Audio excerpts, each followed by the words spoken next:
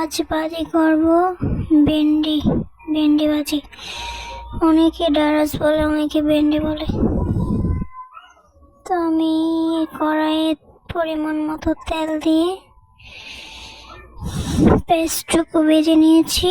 এখন এখানে হালকা ধনিয়ার গুঁড়ো, হালকা হলুদ দিয়ে লবণ পরিমাণ মতো আমি এটাকে নাড়া দিচ্ছি। তো কার কার ভেন্ডি ভাজি খেতে ভালো লাগে অবশ্যই কমেন্ট করে জানাবেন। আমার ভিডিওটি ভালো লাগলে লাইক, কমেন্ট, শেয়ার, সাবস্ক্রাইব করতে ভুলবেন না।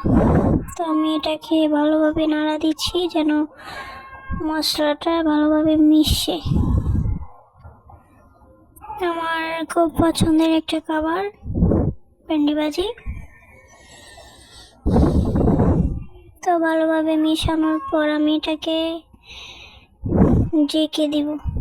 অনেক সময় ঢেকে দিলে হয় কি, মানে কেমন জানি পিছলা পিছলা একেবারে হয়ে যায়।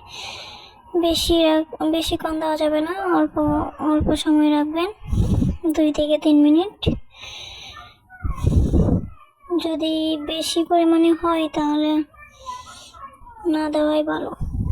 ভেন্ডি ভাজি তো এত সময় লাগে না, চালুই হয়ে যায়। তো আমি এটাকে ঢেকে দিব কয়েক মিনিট। ততক্ষণ আপনারা আমার সাথেই থাকুন।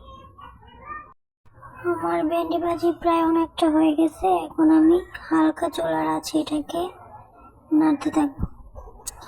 আমার ভিডিওটি আপনাদের কাছে কেমন লেগেছে অবশ্যই কমেন্ট করে জানাবেন। সবাই ভালো থাকবেন, সুস্থ থাকবেন। আজ এই পর্যন্তই। আল্লাহ হাফেজ।